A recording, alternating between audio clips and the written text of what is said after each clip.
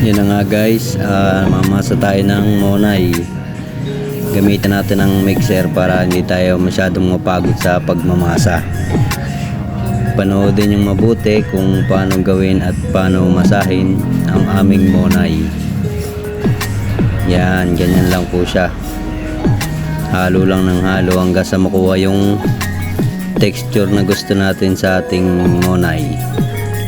Na texture pa nga siyempre para maganda yung ating monay ay kailangan nating pakinisin dyan sa mixer.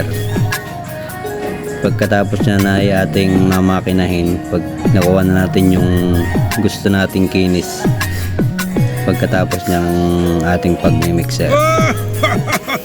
Sige, manood muna kayo guys. Sige, halo lang ng halo.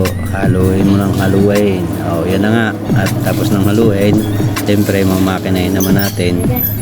Ganyan ang style ng pagmamakina para makakuha natin yung kinis na gusto natin.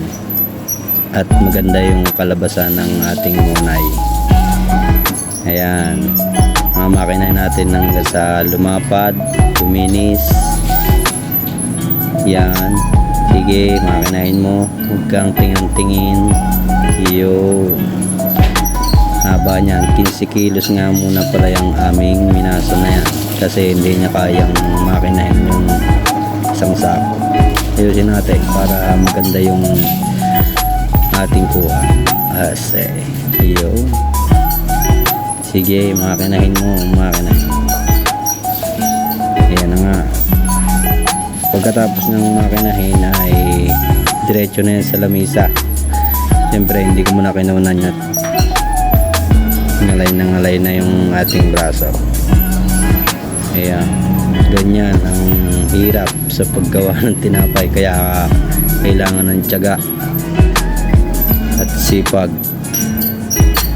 Ayan. Araw-araw yan. Ganyan ang aming trabaho. At yun nga. Bye everyone.